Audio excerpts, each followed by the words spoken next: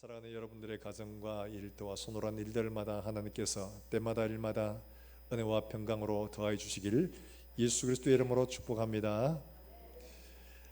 인생을 살다 보면 우리가 힘을 더 쓰는 데가 있고 덜 쓰는 데가 있겠죠.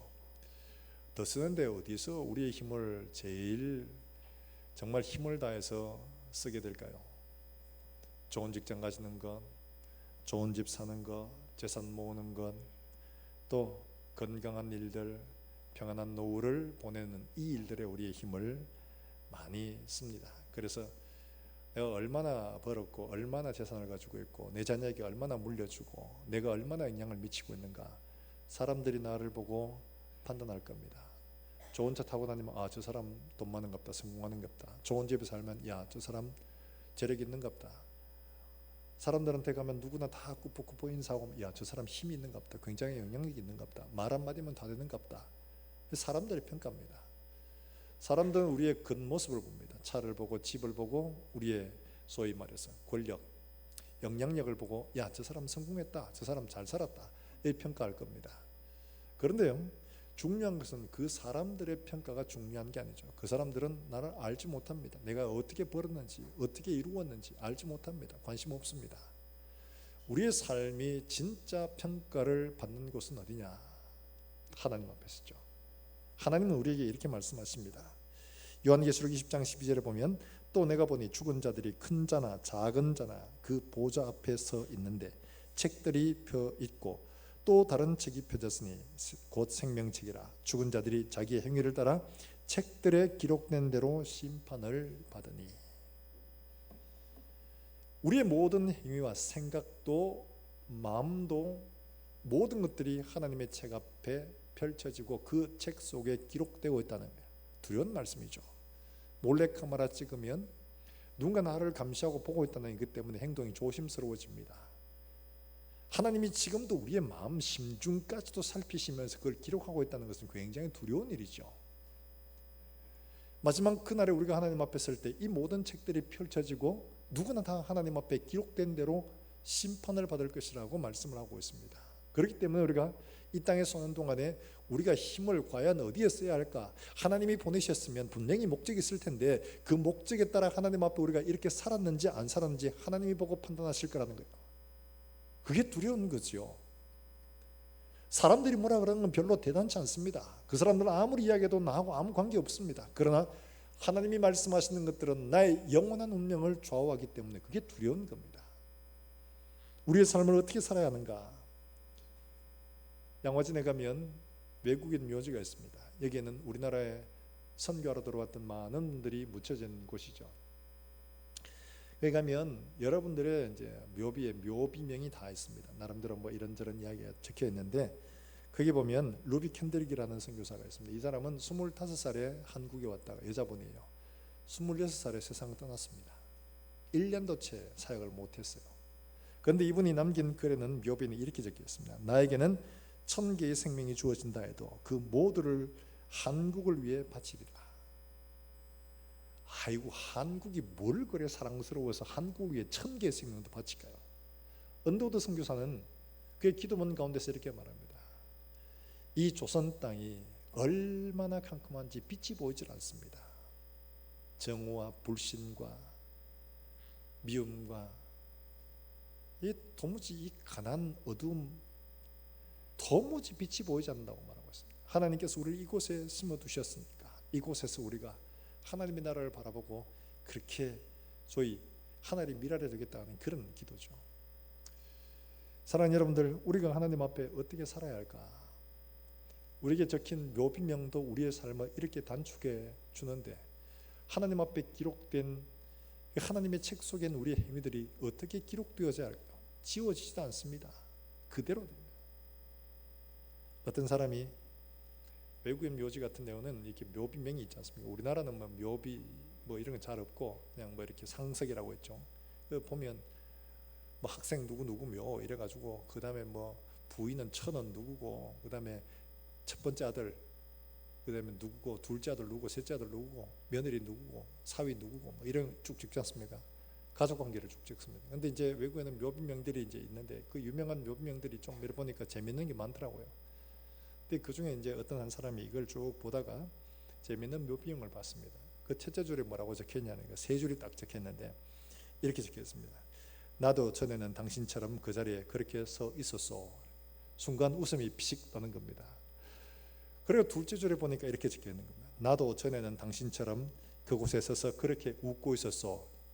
깜짝 놀랐죠. 야, 뭔가 좀 심상치 않구나. 셋째 줄에 이렇게 적혀 있었습니다. 이제 당신도 나처럼 죽을 준비를 하시오. 이렇게 적혀 있더랍니다. 여러분, 우리 인생은 다 누구나 죽습니다. 안 죽는 사람은 없죠. 다 죽습니다. 그 날을 모르는 게 축복이죠. 만일 내가 내일 죽는다고 하면 어떻겠습니까? 멀쩡한 정신으로 살겠습니까? 아마 힘들겠죠. 언제 죽을지 모르니까 사람들은 전부 다 나는 안 죽을 것처럼 생각을 하고 꿈을 꾸고 계획을 하고 일을 하고 이렇게 합니다. 내일을 생각지 않고 하는 거죠. 이게 사람이에요. 의사들도 그렇게 합니다. 암 환자를 그렇게 많이 수술하시는 분이, 그분이 책 쓴 거에 보면 이렇게 나더라고요. 사람들은 살지 말지도 모르는데, 이 수술실에서 깨어날지도 안 깨어날지도 모르는데, 이 얘기를 하다 보면 이 사람은 천년만년 자기는 안 죽을 것처럼 이야기를 한다는 거죠. 이게 인생이에요. 누구나 다 하나님 앞에 서게 됩니다. 그럴 때 우리의 삶이 사람들이 아니라 하나님 앞에서 어떻게 기록되어야 하는가 하는 것을 오늘 이 로마서 마지막 장 정리를 하면서 바울이 우리에게 이야기를 해주고 있습니다.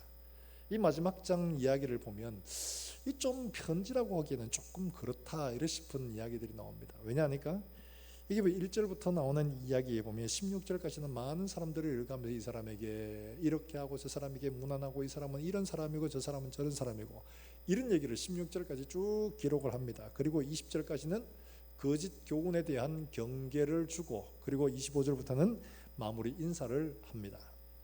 그런데 이 로마 교회는 바울이 직접 개척한 교회가 아닙니다. 그렇기 때문에 누군가가 세워서 거기에 믿음이 뿌려지고 믿음이 자라나 있는 그런 곳이에요.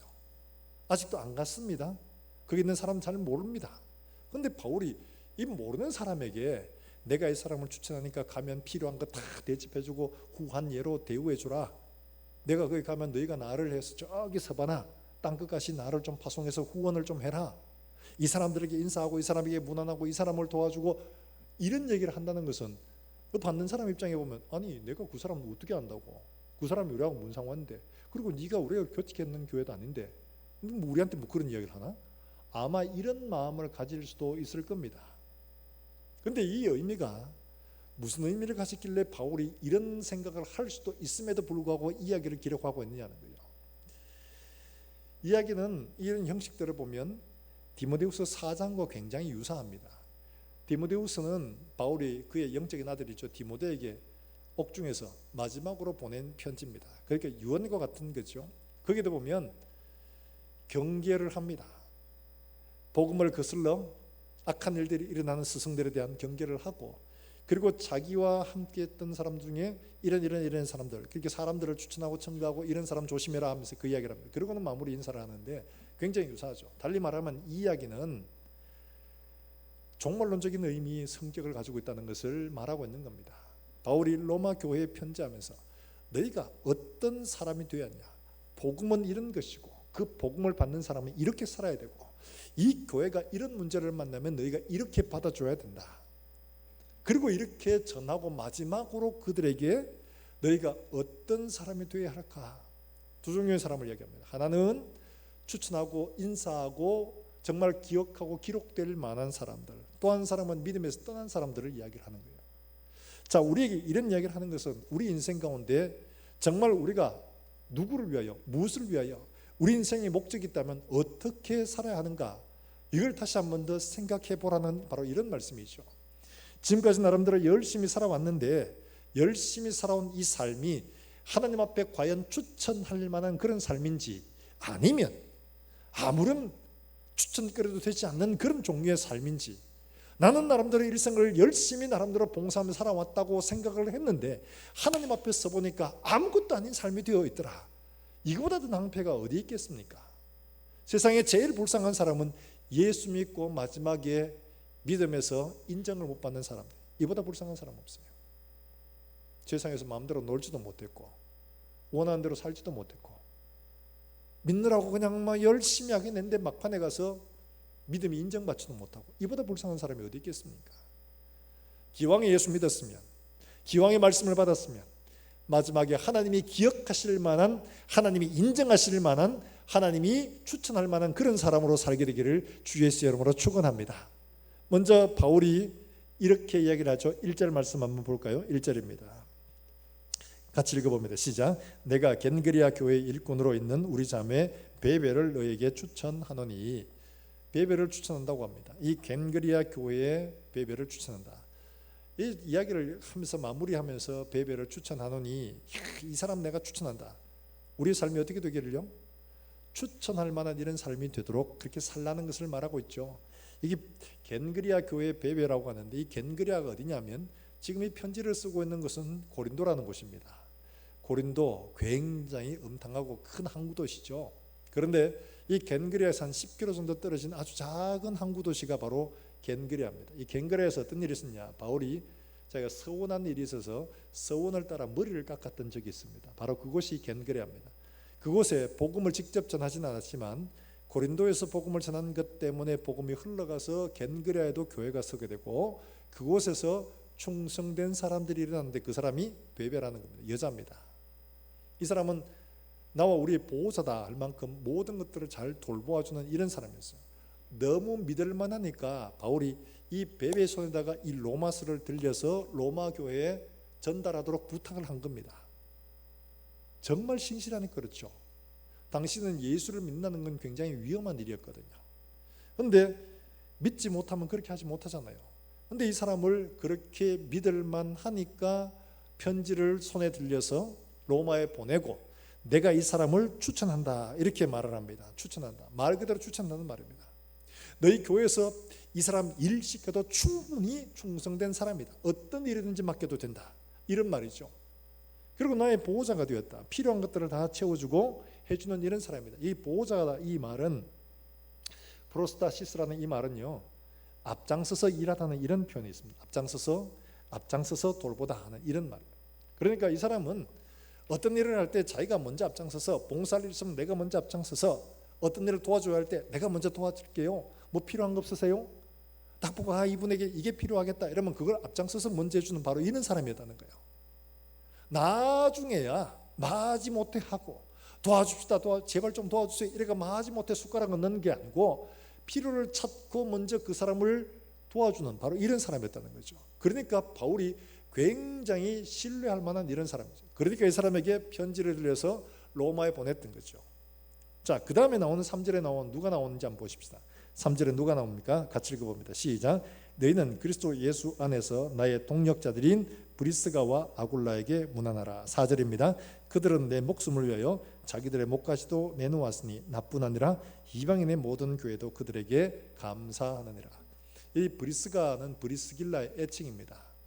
브리스가와 아굴라, 에베소하고 고린도에서 바울과 함께 천막 만들고 하면서 같이 복음을 전했던 사람이에요. 이런 충성된 사람이 이 사람들을 뭐라고 하냐? 나를 위해서 자기 목숨도 내놓았던 사람이라고 말하고 있습니다. 자, 그런데요, 이런 사람이 그러면 먼저 앞에 가야 오를까요? 이 베베 이름도 우리는 한 번도 못 들어봤습니다. 여기밖에 안 나옵니다. 이런 사람이 앞에 가야 될까요? 당연히 브리스길라 아굴라 같은 사람이 먼저 가야 되겠죠. 그런데 이상하게 베베가 먼저 나옵니다. 이 사람을 추천한다고 이야기합니다. 달리 말하면 이 브리스길라 아굴라 어쩌면 그보다 더 기억할 만한 사람이었다는 것을 보여주고 있는 표현이기도 하죠. 여러분, 바울을 위해 목숨을 내놓는다는 것, 우리는 지금 이래 보면 그때 당시에 바울쯤 되니까 목숨을 위해 내놓을 수도 있는 거 아니야, 그런 분이라면 이렇게 생각하지만, 당시 입장으로 보면 복음을 위해, 복음 전한 이 사람을 위해 목숨을 내놓는다는 것은 쉬운 일들이 아닙니다. 만만한 게 아니에요. 그 유기성 목사님이라고 여러분 아마 아실 겁니다. 이 유기성 목사님이 그 설교 중에 잠깐 이야기하신 재미있는 이야기였습니다. 여러분 타지키스탄이라고 여러분 아마 아실 겁니다. 우즈베키스탄 뭐 이 옆에 그 있잖아요. 그 옆에 동네 타지키스탄인데, 그 타직에 집회를 인도로 한번 가셨답니다. 그 타직의 수도인 그 두산베라고 하는데, 그게 선교사가 선교를 해서 교회가 나름대로 이렇게 섰다고 해요. 교회가 서고 사람들이 좀 모였다고 해요. 근데 뭐였는데 어떤 일이 벌어졌냐? 교회가 점점 이렇게 그 무슬림 지역인데 교회가 점점 이렇게 커지다 보니까 그쪽에 있는 무슬림들이 어떻게 생각했냐? 야, 저거 가만두면 안 되겠다. 야, 점점 이렇게 세력을 확장하는데 아니 저거 지금 여기 들어와가 지금 이래가지고 열받은 거야. 그래가지고 그 무슬림 신학생 중에 하나를 데리고 어떻게 하도록 했냐 하니까 폭탄 넣어 가방에. 자살 폭탄 테러를 한 거예요. 어떻게 했냐? 네가 이제 새신자인 척하며 들어가서 중간에 뻥 트자. 폭탄을 어디 두냐? 하나는 가방에 메고, 하나는 교회 입구, 우리 말하면 저 본당 입구죠. 저기 하나 두고, 또 하나는 어디냐? 저 현관 1층에 거기 하나 두어. 시차를 두고 터지도록 이렇게 한 겁니다. 그래서 집회가 일어나고 있는 중에 그 학생이 가방 메고 있는 거 폭탄을 터졌습니다. 자살한 거죠. 멍 터지니까 사람들이 우왕좌왕 난리가 날 거 아니에요. 비명 소리가 나고 옆에 막 피도 막 나고. 그러니까 다른 사람들은 막 몰려가 현관으로 갑니다. 저 입구에 막 가니까 거기 또 뻥 터지네요. 사람들이 비명을 지르고 막 난리가 났겠죠. 그래가 막 가는 사람들이 밑에 1층으로 도망을 갔어요. 우리 교회 이 교회 아니고요. 이 상황을 지금 얘기합니다. 1층 입구로 막 가니까 계단을 막 내려오면 계단에서 또 뻥 터진 거예요. 몇 명이 죽었냐? 100명이 죽었답니다. 100명이. 여러분 선교지에서 100명이 이렇게 죽는다는 것은 이거 진짜 말도 안 되죠. 이런 일이 벌어졌어요. 그러니까 선교사가 마음이 어떻겠습니까? 야, 선교 뭐 하겠다. 이제 선교 끝났다. 누가 교회에 오겠단 말이야. 교회 가면 저렇게 폭탄 테러 당해서 죽을 수도 있는데 누가 교회에 오겠단 말이야. 낙심이 돼가지고 아무것도 할 수 없는 상황에 목사님에게 집회를 와서 한번 해주도록 이렇게 요청을 한 겁니다. 그러니까 이 무슬림 지역에 가서 집회한다는 건 굉장한 위험을 가지고 있거든요. 그래서 어떨까 하다가 뭐 이런 상황이니까 안 갈 수가 없잖아요. 죽기를 각오하고 간 겁니다. 근데 이 위험한 곳에 가는데 장로님 한 분이 기어코 동행을 하겠다고 해서 같이 가셨다고요. 그래서 집회를 마치고 위로하고 참 은혜롭게 마무리를 했습니다. 그리고 본국으로 돌아왔습니다. 돌아와서 궁금해요. 장로님이 그 위험한데 왜 가시려고 했는지. 연세가 드신 분인데 그래서 왜 가시려고 했냐고 이렇게 물어봤습니다. 그랬더니만은 이 장로님이 하시는 말씀이 물론 뭐 원하는 것도 물론 뭐 전혀 그건 아니겠지만은 누가 보냈냐 하니까 권사님이 보냈답니다. 그 부인. 권사님이 왜 보냈냐 하니까 이유가 바로 이거예요. 지금 목사님이 가시는 곳에 자살폭탄 테러가 일어나서 수많은 사람들이 죽은 곳인데 집회하는데 또 자살폭탄 테러가 일어나면 어떡하냐.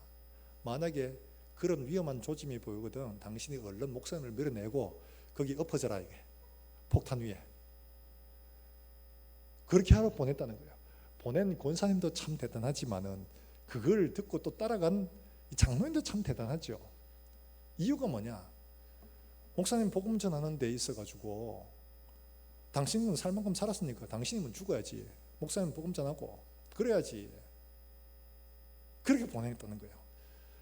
그 이야기를 듣는 목사님 마음이 어떻겠습니까?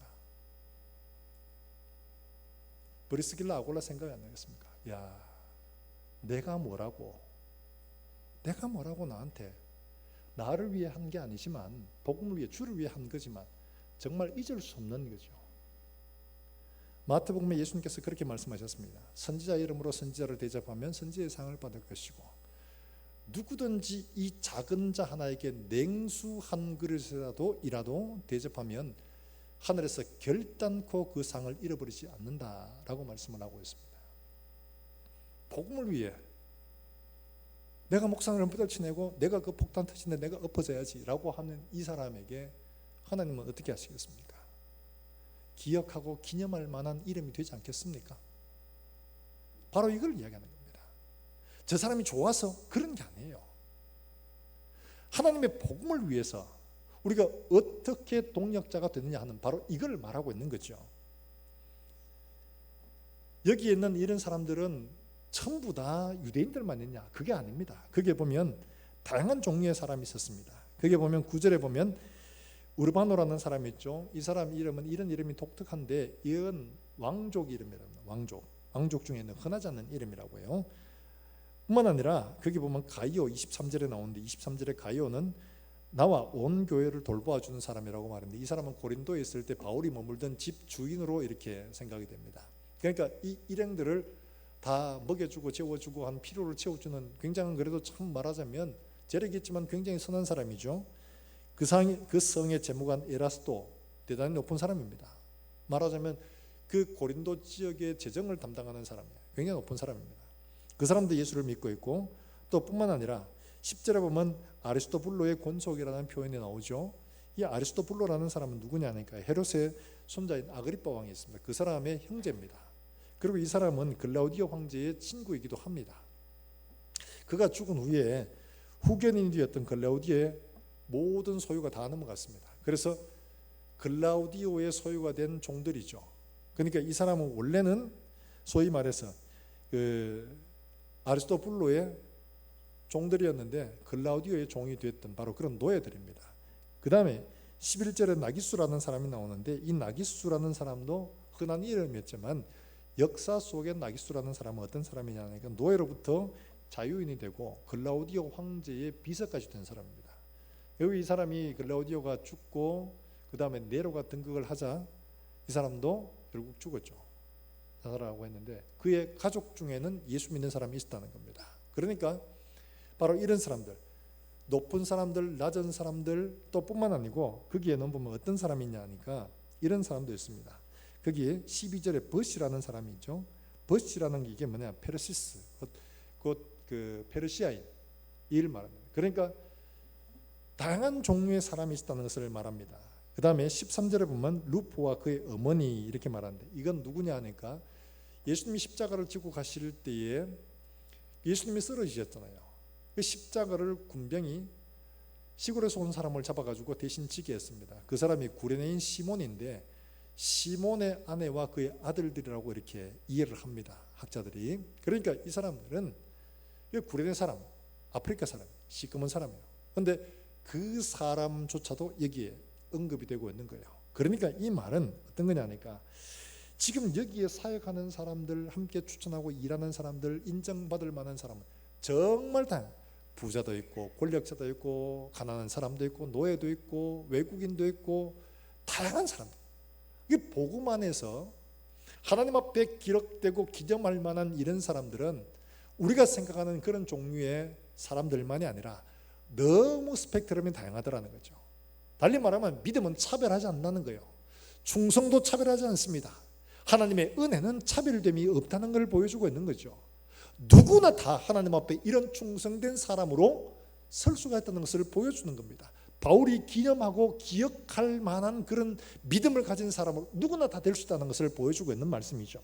반면에 그렇지 않은 정반대의 사람들도 있습니다. 여러분 디모데후서 4장을 한번 찾아보십시오. 거기에 보면 반대의 사람들을 열거를 하면서 이런 사람은 되면 안 된다는 것을 이야기를 합니다. 디모데후서 4장 10절과 11절의 말씀입니다.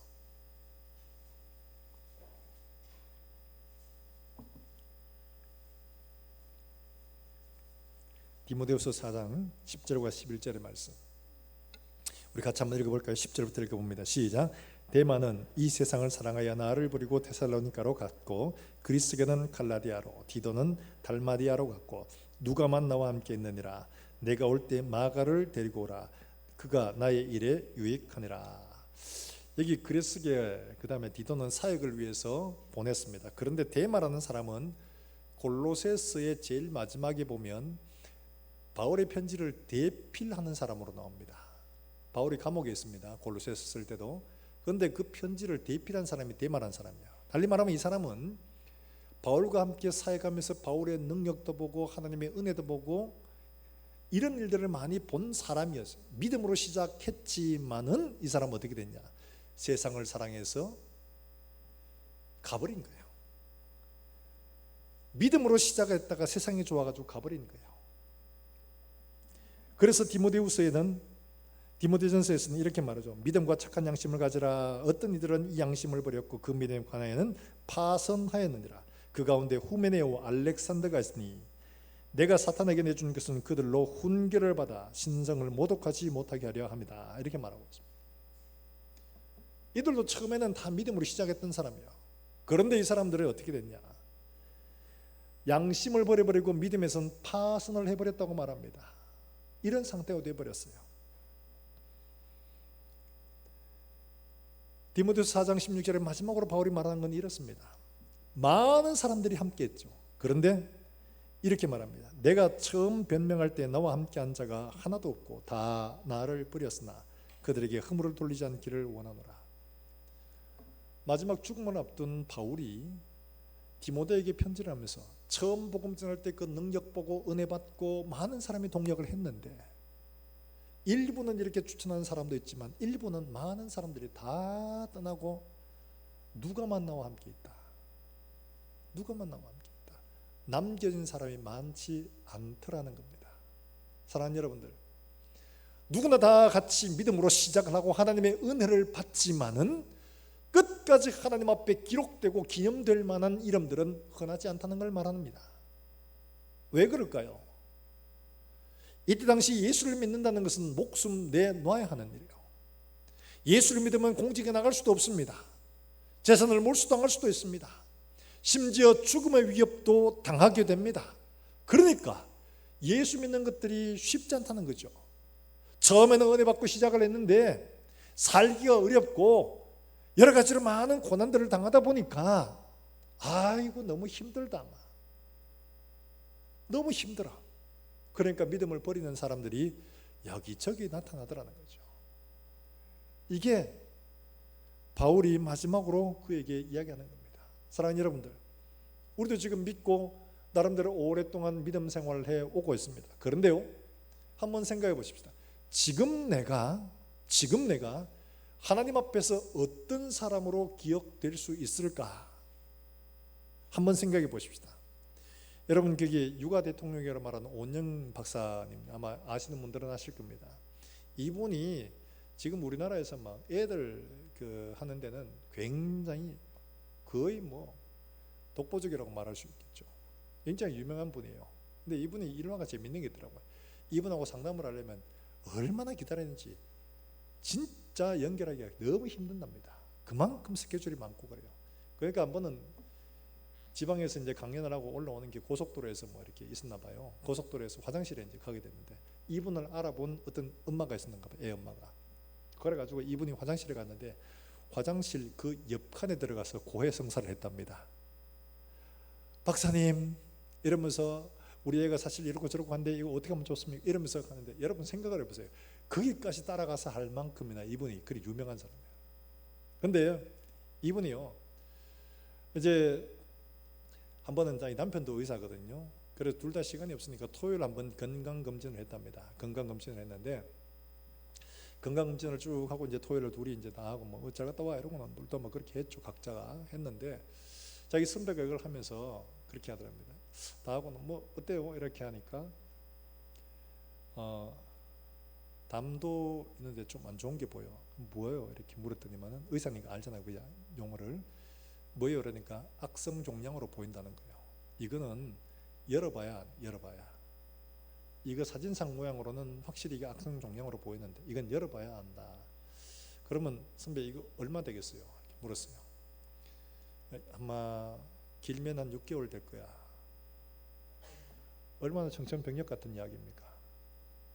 근데 건강검진하면서 대장암이 또 발견됐어요. 내 후배가 들어와서 선배 이거 수술 하긴 해야 됩니다. 그래. 그러면 이거 얼마나 될까? 길면 3개월 정도 될 겁니다. 여러분, 건강검진 멀쩡하게 하러 들어갔다가 6개월, 3개월 받았습니다. 6개월 의미가 있습니까? 없죠. 3개월만 죽어버리는데 6개월 무슨 의미가 있어요? 길이가 아무 소용도 없어요.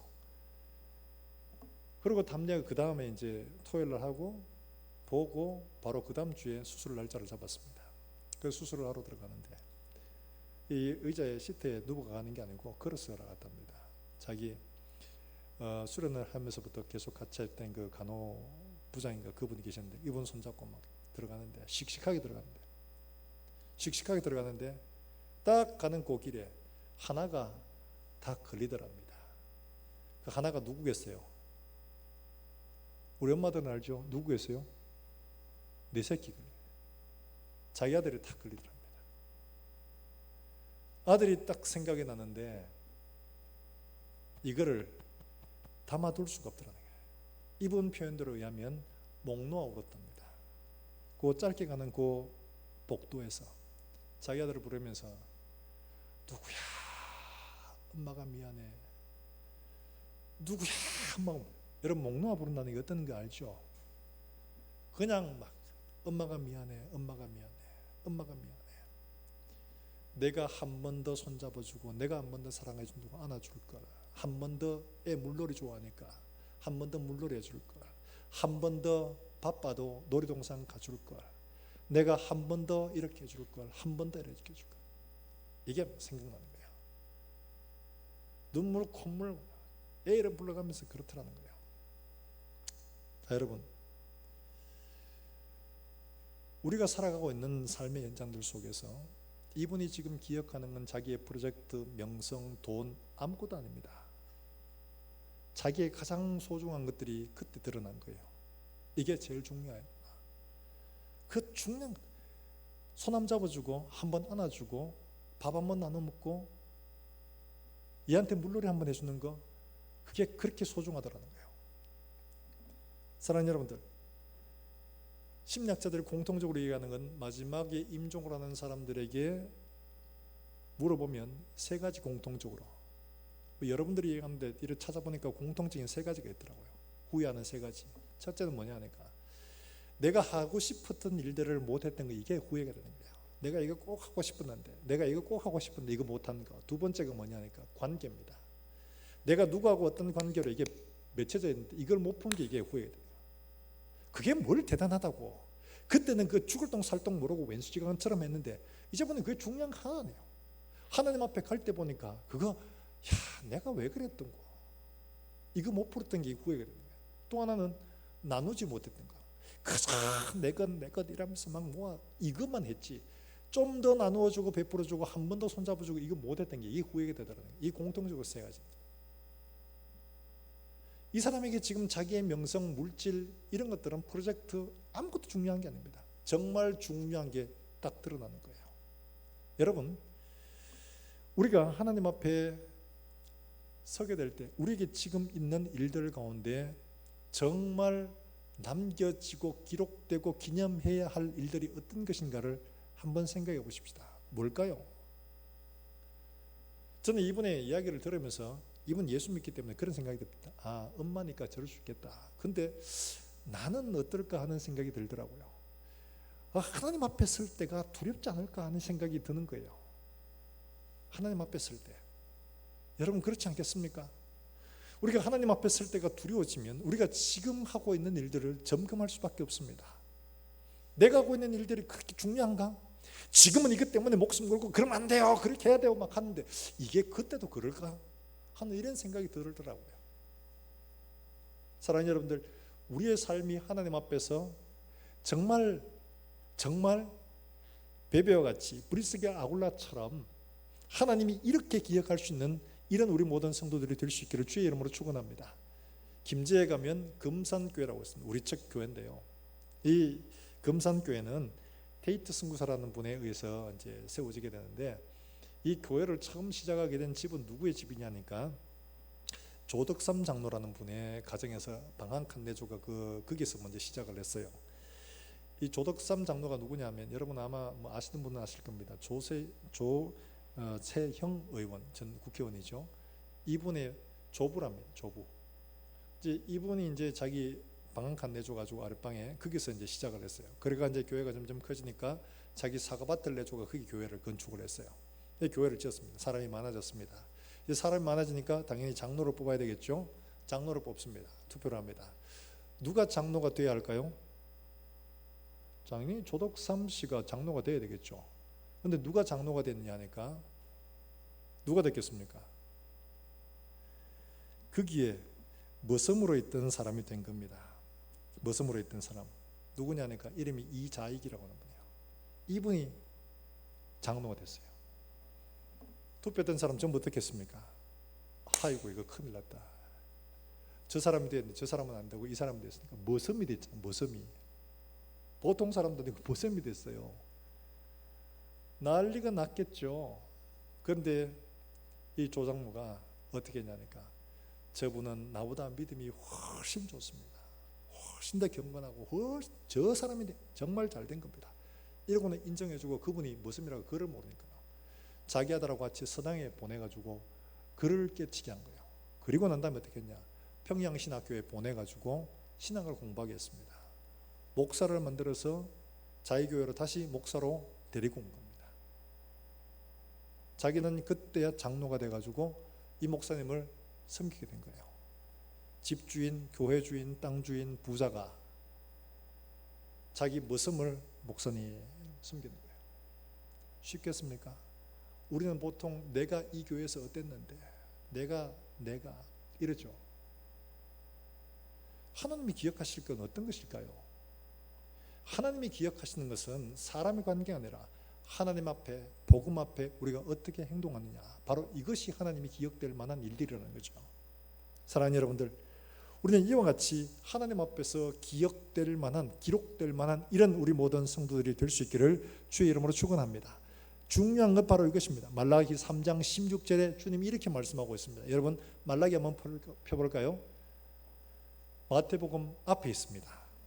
구약 제일 끝 성경이죠. 말라기 3장 16절입니다.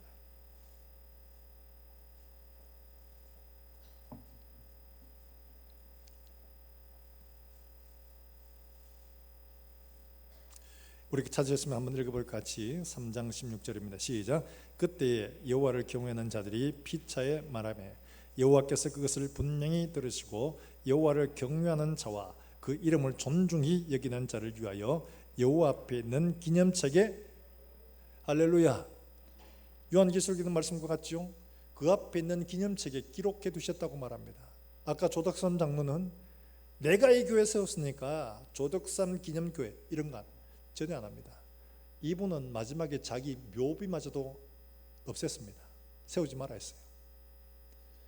우리가 기록되고 기억되어야 할 것은 하나님 나라에 하나님의 책이 있어야 하는 것이지 이 땅이 아니라는 거예요. 우리가 하나님 앞에 마음을 두고 영원한 그날에 하나님의 책 앞에서 우리의 삶이 정말 하나님이 추천할 만한 이런 삶이 되도록 우리의 삶을 이제부터라도 하나님 앞에 드리시는 이런 우리 모든 성도들이 되시기를 주 예수 이름으로 축원합니다. 내가 지금 하고 있는 일들이 하나님이 기억하실 만한, 기록될 만한, 추천할 만한 그런 일인가 돌아보고 그렇지 않으면 하나님 앞에 이런 삶이 돼요. 그렇지 않으면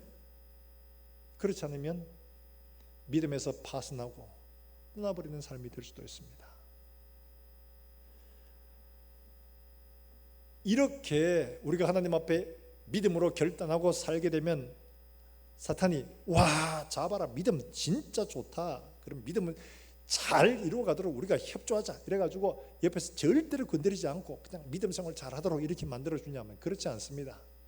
마귀는 우리의 약점과 우리의 부족한 걸 너무 잘 알기 때문에 그 점을 나도 인지하지 못하는 새에 넘어뜨리려고 도전합니다. 그래서 뭐라고 하냐, 바울이 16장 17절 말씀에 이렇게 말씀을 하고 있습니다. 여러분 17절 말씀 같이 한번 읽어볼까요? 17절입니다. 시작.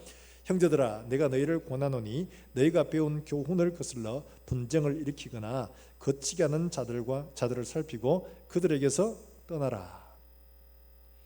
마귀는 우리 약한 점을 너무 잘 알기 때문에 우리가 이미 받은 이 복음과 거슬러서 가도록 우리를 유혹합니다. 그래서 어떻게 하냐, 그들에 대해서 살피고라고 말하는데 이 살피다는 스코페오라는 이 말은요 군사용어입니다.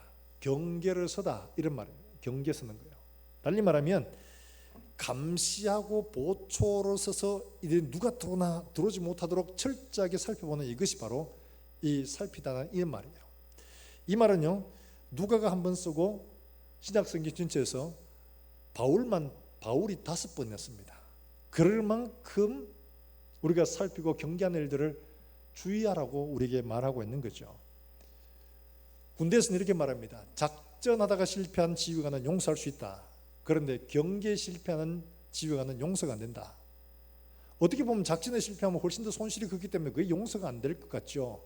경계에 실패하는 건 아무런 피해가 없기 때문에 그렇게 좀 봐줘도 될 것 같아요. 그런데 이 말은 뭐냐니까 작전을 하면 한번 시도해보고 어쨌든 간에 붙어보잖아요. 싸워볼 수 있는 기회도 있지만 경계에 실패하면 싸워볼 기회마저도 잃게 되는 거예요. 그렇기 때문에 그런 지휘관은 절대 용서할 수가 없다는 거예요.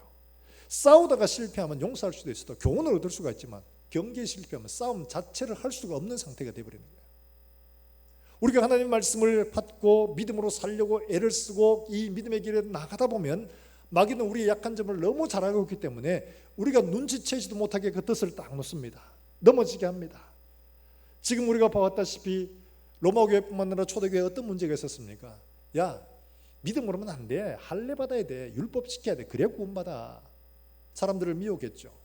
뿐만 아니라 그래가지고 주의를 지키는 문제냐, 안식일을 지키는 문제냐, 고기 문제냐, 이런 다양한 문제들로 많이 나누어지고 많은 사람들이 시험에 들고 넘어지기도 하고 그랬습니다. 우리가 기억해야 할 것은 바로 이렇게 여러 가지 모양의 다양한 이런 도전들이 일어날 텐데 이런 문제 정신 차리고 말씀 가운데 바로 서서 배운 대로 잘 순종해 가라는 거예요. 특별히 오늘 새벽에도 말씀드렸다시피 초대교회는 영주주의라고 했습니다. 이건 당시 헬라 철학에서 온 그런 사상들인데 우리의 육은 악하고 우리의 영은 깨끗하기 때문에 영과 육은 같이 이렇게 있다는 것, 이게 자체가 고통이라는 거죠. 그래서 죽음은 뭐냐? 이 영혼이 육신으로부터 떠나서 완전히 자유하게 되는 것, 그렇게 더러운 육신을 떠나는 거예요. 근데 부활은 뭐냐? 이게 다시 살아가지고 하나가 된다는 거니까 야, 그런 거를 뭐라고 하냐? 이 사람들이 돼지의 소망이라고 합니다. 우리 영혼이 돼지 같은 육신 속에서 떠나 자유하게 되는데 부활에 다시 돼지 속으로 들어간다? 왜 있을 수 없는 일이야. 이 사람들이 이렇게 했어요. 근데 고린도 교회에 이게 문제가 된 겁니다. 뭐냐? 예수님께서 부활하셨다는 사실을 너에게 밝히 증언했고 수많은 증인들을 너에게 알려줬는데 너희 중에 부활이 없다고 하는 사람들이 있더라는 거예요. 당시 이런 사상들 때문에 그런 거예요. 달리 말하면 세상 풍조로부터 영향을 받아서 하나님의 진리의 말씀을 왜곡하는 이런 일들이 일어나요. 거기에 빠져 있는 사람들이 많더라는 거죠. 그렇기 때문에 너희는 어떻게 되냐? 그렇기 때문에 너희는 이런 사람들로부터 어떻게 하라고요? 떠나라, 이렇게 말합니다. 떠나라. 완전히 단절하는 말이에요. 단절해버리라, 이런 말입니다. 그 다음에 거기 보면 19절에 보면 선한 데 지혜롭고 악한 데 미련하라는 말씀이 있죠. 미련하라는 이 말은 번역하기가 조금 그랬습니다. 이거는 우리가 지금 국어적인 국어의 문법에서 보는 것처럼 행동이 어리석고 둔한 것을 의미하는 게 아닙니다. 이 미련하는 이 말은 썩다라는 말에서 부정어가 붙은 겁니다. 그래서 아케라님이라는 말인데 아라는 말에 부정어가 붙어서 썩다는 말에 부정이 됩니다. 그래서 썩지 않는 겁니다. 달리 말하면 어떤 종류의 혼합도 허용하지 않도록 하라는 말이거든요. 너희가 하나님의 복음을 순수히 받았으면 이 복음대로만 살아야 되는데 거기에 다른 것들이 들어오지 않도록 하라는 이런 말입니다. 바로 그 말씀을 하고 있는 겁니다. 왜냐하니까 그들은 자기 배를 섬기는 것이 그들의 목적이에요. 그래 달리 말하면 인간의 욕심이라는 게 어땠습니까? 육신의 정욕, 안목의 정욕, 이생의 이거 싫어할 사람 아무도 없습니다. 그런 것들이 들어오면 사람이 마음을 빼앗기게 된다는 거예요. 그래서 이게 안 들어오도록 아예 그냥 잘라버리라고 말을 하고 있는 겁니다. 여러분, 사랑이라고 자칫하면 오해할 수가 있습니다. 아유, 그런 사람도 품어주고 사랑해 줘야지. 물론 그렇습니다. 그런데 사랑은 어떤 거냐? 고린도서 13장의 사랑을 뭐라고 말합니까? 사랑은 오래 참고, 사랑은 온유하며, 투기하지 아니하며, 뭐 이렇게 쭉 나오죠. 그런데 뭐라고 말하냐? 불의를 기뻐하지 아니하고 진리와 함께 기뻐하는 게 사랑이라고 말합니다. 달리 말하면 디아포라, 하나님의 진리의 말씀, 여기는 타입이 없어야 합니다. 아디아포라, 성경이 명백하게 없는 고기 문제, 이런 것들은 그거는 받아주고 인내해 줄 필요가 있지만 하나님의 진리의 말씀에는 절대로 타협하면 안 된다는 겁니다. 그걸 우리에게 말씀을 하고 있는 거죠. 그 다음에 디모데후서 3장 5절에도 이런 사람을 경계하면서 이렇게 말합니다. 여러분, 디모데후서 3장 5절 말씀에 제가 읽어보겠습니다. 경건의 모양은 있으나 경건의 능력은 부인하는 자니 이 같은 자들에게서 내가 돌아서라, 이렇게 말합니다. 이 돌아서라는 말은 무슨 말이냐니까 등 돌리란 말입니다. 그런 사람과 섞지 말라는 거예요. 그런 사람과 함께 있다고 함께 교제하다 보면 그 사람의 말, 그 사람의 어떤 것들이 자연스럽게 내게 부러움이 되고 그걸 하고 싶고 나도 그 덕을 보고 싶고 그러다 보면 어떻게 됩니까? 따라가게 되거든요. 가나안 땅에 이스라엘 백성들이 들어갔을 때 하나님은 그들을 철저하게 쫓아내라고 얘기합니다. 왜냐? 가 살다가 보면 그 땅 주인들이 원래 해오던 생활 습관들, 언제 씨를 뿌려야 되고 지금은 뭘 해야 되고 이거 너무 잘 알거든요. 나는 잘 몰라요. 그러니까 그들의 도움을 받기 시작을 하다 보면 그들을 쫓아낼 수가 없는 거예요. 그래서 그들과 완전히 등지라고 했는데 이스라엘 사람들이 왜 실패했냐? 도움받으려고 그들과 교제하고 그들을 못 쫓아낸 거예요. 결국 그들이 옆구리에 가시가 되고 오히려 이 사람들 때문에 이스라엘 백성들이 쫓겨나는 이런 일들이 일어나게 된 거죠. 사랑하는 여러분들, 우리가 기억해야 할 것은 하나님의 말씀을 믿음으로 받고 따라가는 일들에 우리의 믿음을 순수하게 지켜갈 수 있도록 말씀 가운데 끄야 됩니다. 다른 것들이 들어올까를 주의하고 경계하고 살펴야 돼요. 뭘로? 하나님의 말씀으로. 우리가 최근에 보지 않았습니까? 어떤 사람들요? 신천지 같은 사람. 여러분, 신천지가 지금도 활동을 하는데 정말 교묘한 방법으로 한답니다. 뭐 다양한 봉사활동, 좋은 일 하는 거 이래가지고 다양한 방법으로 접근을 해가지고 사람들 제일 첫째 하는 게 뭐냐? 관계입니다. 관계. 그 사람 피로를 채워주는 거예요. 우리 전도는 같죠. 그리고 그 사람이 도저히 거절을 못하게 만든 다음에 공부를 시키는 겁니다. 나중에 못 빠져 나옵니다. 아예 그냥 잘라버리는 거예요. 그걸 하라는 거예요. 사랑하는 여러분들, 우리가 하나님 앞에서 우리의 믿음을 지키기 위해서 경계하고 살피지 않으면 절대로 할 수가 없는 겁니다. 하나님의 말씀을 옳게 분별해서 우리 자신을 하나님 앞에 드리라. 디모데에게 말한 것처럼 우리 자신을 하나님의 말씀으로 옳게 분별해서 우리 자신을 하나님 앞에 인정된 자로 드릴 수 있는 그런 저와 여러분들 되시기를 주의 이름으로 축원합니다. 그렇게 살아가다 보면 때로는 힘들고 어려운 일들이 있죠. 그때 어떻게 합니까? 오늘 여기 본문의 16장 20절 말씀에서 바울이 우리에게 소망의 말씀을 주고 있는 게 바로 이 말씀입니다. 20절 말씀 우리 같이 한번 읽어볼까요? 16장 20절입니다. 시작. 평강의 하나님께서 속히 사탄을 너희 발 아래에서 상하게 하시리라. 우리 주 예수의 은혜가 너희에게 있을지어다. 아멘. 여기 나오는 말씀에 보면 하나님께서 속히 사탄을 너희 발 아래에서 상하게 하실 것이다. 기다려라. 조금만 참고 기다려라. 인생 그리 길지 않다. 조금만 참고 기다려라. 이 발 아래 상하게 하신다. 이 상한다는 말은요, 창세기에 여자의 후손이 뱀의 머리를 상하게 한다. 그 말과 똑같은 겁니다. 하나님이 마귀와 사탄의 권세를 무너뜨릴 그날이 곧 온다는 겁니다. 우리에게 있는 어려운 문제들을 해결해 주시는 게 아니고 마지막 심판의 그때가 곧 오니까 하나님께서 심판하실 그때 너희 앞에 있을 그 영광의 멸류관을 바라보고 인내하라는 걸 말하고 있잖아요.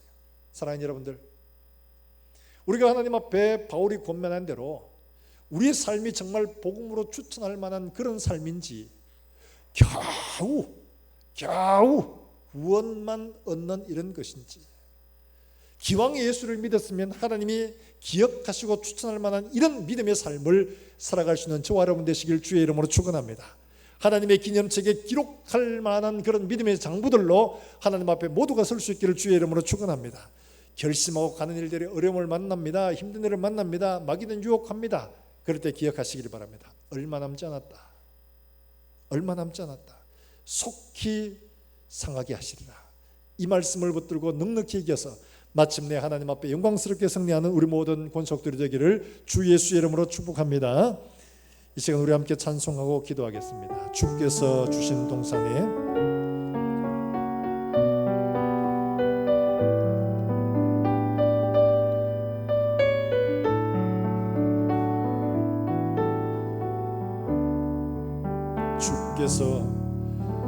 주께서 주신 동산에 땀 흘리며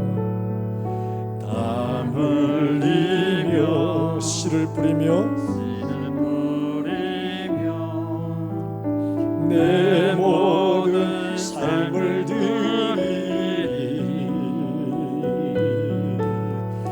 내 사랑 위에 내 주님께 비바람 앞을 가리고 비바람 앞을 가리고 내 육체는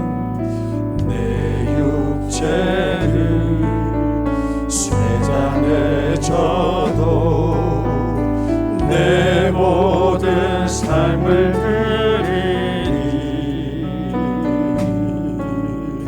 내 사모하는 내 주님께 땅 끝에서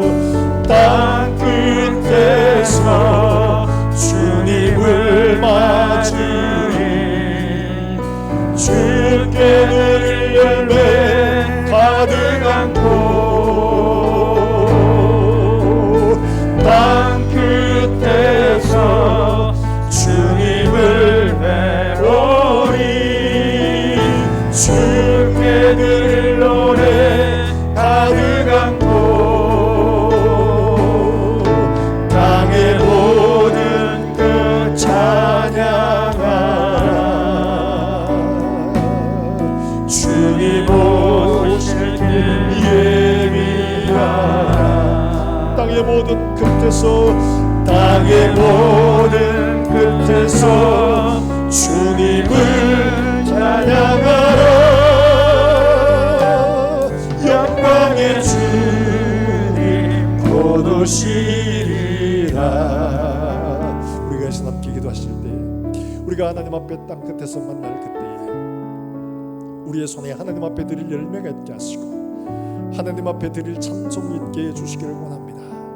우리의 삶을 하나님의 책 앞에서 기록하고 기념할 만한 이름들이 될 수 있도록 하나님 우리의 가는 길들 가운데 믿음을 주시고 성령으로 충만케 하시며 가는 길들마다 하나님의 손에 인도함을 받게 해주시기를 원합니다.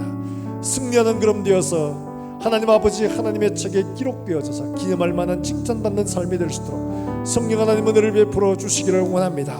마귀의 괴계와 하나님 아버지 악한 자의 유혹들을 능히 물리치고 이겨서 여호수아처럼 하나님 앞에 우뚝 서는 믿음의 장부로 쓸 수 있도록 주님 축복해 주시옵소서. 우리 함께 통성으로 기도하겠습니다. 하나님 아버지 은혜를 감사합니다. 오늘 우리에게 주신 말씀들을 우리가 마음으로 깊이 새기게 하시고 우리가 하나님 아버지 믿음으로 시작한 이 걸음에 수많은 사람들이 함께 가지만 많은 사람들이 나고하고 함께 그 길을 가지 못하여 마지막 그날에 하나님 앞에서 멀어지는 사람들이 많다고 우리에게 경고해 주셨는데 하나님 아버지 우리가 이 말씀을 기억하고 경고로 삼아서 우리가 하나님 아버지 하나님께서 우리에게 권고하신 말씀처럼 기억하고 기념할 만한 아름다운 이름들이 될 수 있도록 주님 은혜를 베풀어 주시기를 원합니다. 하나님 나라에 기록된 아름다운 이름들로 하나님 앞에 설 수 있게 해주시기를 원합니다. 믿음으로 살게 하시고 말씀을 붙들고 살게 하시고 인내하며 살게 하시고 능력으로 행하며 살 수 있도록 하나님 은혜를 베풀어 주시기를 원합니다. 복음에 기념될 만한 이름들로 하나님 살게 해주셔서 마지막 그날에 하나님 앞에 설 때 잘했다 칭찬받는 복된 이름으로 설 수만 있도록 성령 하나님 은혜를 베풀어 주시기를 간절히 원하고 기도합니다. 하나님 아버지 우리를 넘어뜨리기 위하여 도전한 수많은 악한 사단의 세력들의 괴계를 하나님 아버지 말씀으로 바로 알고 깨우쳐서 흔들리지 않게 하시고 넘어지지 않게 하시고 믿음으로 믿음의 경주를 잘 경주하여 하나님 앞에 설 때 우리 모든 권속들이 다 같이 기쁨으로 쓸 수 있도록 주님 복을 허락해 주시옵소서. 하나님 아버지 은혜를 감사합니다. 오늘 우리에게 말씀하신 이 말씀 잘 기억하여 하나님의 복음의 통역자로 하나님이 기억하시고 기록하시며 기념할 만한 이름들이 다 될 수 있도록 우리 모든 성도들에게 은혜를 더하여 주시기를 원합니다. 하나님 아버지 우리가 이 땅에 사는 동안에 무엇을 기억하고 무엇을 기념하고 어떻게 우리가 기록되어야 할지를 염두에 두고 항상 깨어 마귀의 계계로부터 우리 자신을 지켜 믿음을 바로 세울 수 있도록 주님 축복해 주시옵소서. 하나님 아버지 오늘도 하나님 앞에 나와 예배하는 주의 권속들 이들의 발걸음 가운데 축복하시며 이들이 하나님 앞에 감사해 드린 예물 위에 은혜와 긍휼을 허락하셔서 이들의 가정과 손길과 기업이 복을 받게 하시며 나누어주고 또한 베풀어주는 데 부유한 손길들 되게 주님 은혜를 베풀어 주시옵소서. 존귀하신 하나님 아버지 오늘도 하나님의 말씀을 받고 땅끝까지 복음을 전하는 사랑하는 선교사들의 눈물과 기도를 기억해 주셔서 이 어려운 시기에 주 예수의 복음을 전하는 이 모든 일들로 통해서 수많은 영혼들이 하나님께로 돌아오는 놀라운 역사가 일어나게 해주시기를 원합니다.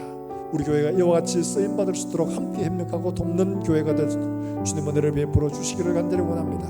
오늘도 하나님 아버지 질고로 여러가지 삶의 문제로 고난을 당하며 하나님 앞에 부르짖어 기도하는 종들을 기억하시고 이들의 눈물과 약속의 말씀을 붙들고 기도하는 무릎을 주님께서 축복해 주시기를 원합니다.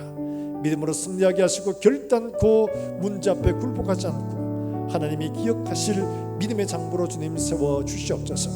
하나님 아버지 어떤 문제가 있든지 간에 말씀으로 고치시며 말씀으로 위로하시고 말씀으로 세워 주시옵소서. 하나님 아버지, 오늘 우리 사랑하는 주일학교 아이들 주님 기억하시고 하나님의 말씀을 배우고 하나님 앞에 일꾼으로 자라나서 장차 이 교회를 짊어지고 가는 아름다운 일꾼으로 주님 삼아 주시기를 원합니다. 주님 오실 그날까지 주 예수의 복음을 전하며 교회를 세워가는 일들에 귀하게 사용되는 우리 아이들이 될 수 있도록 주님 복을 허락해 주시며 이들을 위해 기도하고 가르치는 사랑하는 교사들에게 성령과 지혜와 능력으로 충만케 하여 주시기를 간절히 원합니다. 교육관을 건축합니다. 하나님 아버지, 건물을 세우는 것이 아니라 사람을 세우고 교회를 세우고 공동체를 세우고 복음을 세우는 것임을 기억하여 우리가 이 하는 모든 과정을 통해 우리 자녀들에게 아름다운 모범을 볼 수 있도록 주님 축복해 주시기를 간절히 원합니다. 주님 오실 그날까지 다음 세대를 준비하여 우리가 하나님 앞에 설 때 부끄럽지 않게 쓸 수 있도록 주님 기억하고 기념할 만한 이름들이 될 수 있게 하여 주시옵소서. 또한 주간을 살아갑니다. 살아가는 모든 삶의 모든 현장들 속에 주님 함께 하시고 우리의 걷는 걸음들이 하나님 앞에 은혜 있는 걸음들이 되게 하시고 복음의 표적이 나타나는 걸음들이 될 수 있도록 주님 축복해 주시옵소서. 살아계신 예수 그리스도의 이름으로 기도하옵나이다. 아멘. 하나님의 말씀을 함께 묵상합니다. 능력 빌립보서 4장 13절의 말씀. 내게 능력 주시는 자 안에서 내가 모든 것을 할 수 있느니라. 아멘. 광고는 주보를 참고해 주시기를 바라고요. 특별히 대구 지역에 코로나가 전국적으로도 지금 많이 돼서 어제 저녁부터 해서 2단계로 격상이 됐습니다. 그래서 특별히 더 주의를 하고 살펴봐야 할 일입니다. 원하지 않게 될 때가 참 많이 있습니다. 그래서 마스크를 꼭 쓰시길 바랍니다.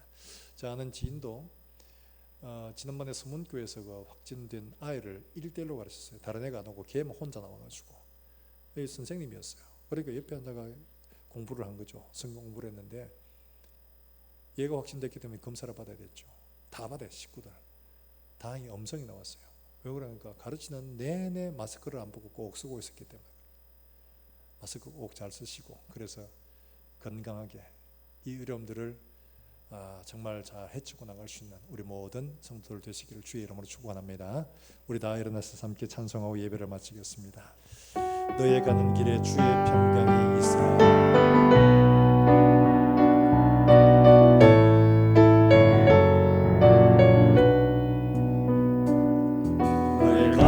길에 주의 평강이 있으니 평강의 왕 평강의 왕 함께 하시니 너의 걸음 너의 걸음 주 인도하시니 그의 강한 손 너를 이끄시니 너의 가는 길에 주의 축복이 있으니 너의 가는 길에 주의 축복이 있으니 영광의 주 함께 가시니 영광의 주 함께 하시니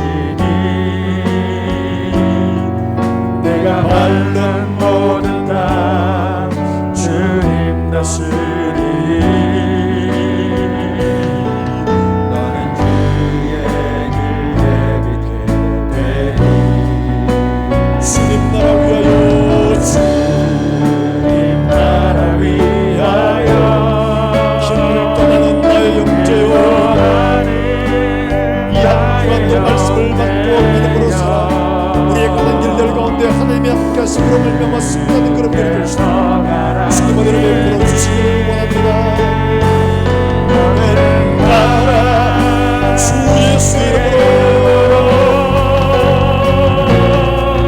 거칠은 광야 위에 꽃은 피어나고 세상은 내 안에서 주님의 영광 보리니 강하고 담대하라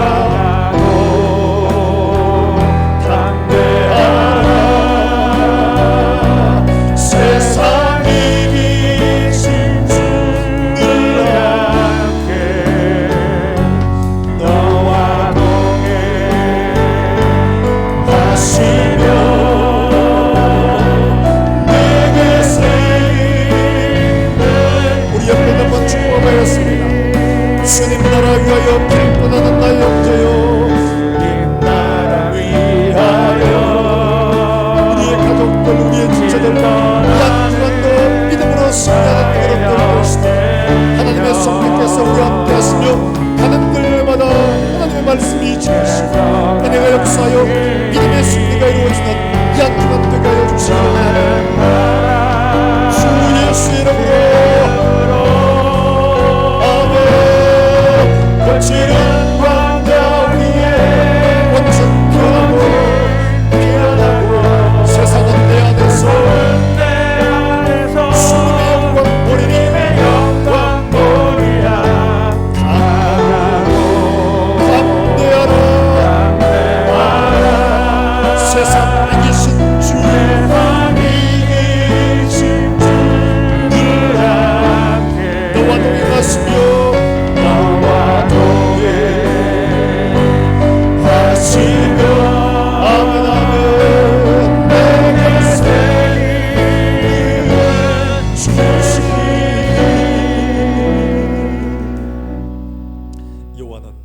내게 복을 주시고 너를 지키시길 원하며 여호와는 그 얼굴을 내게 비치사 은혜 베푸시기를 원하며 여호와는 그 얼굴을 내게로 향하여 대사 평강 주시기를 원하노라. 아멘.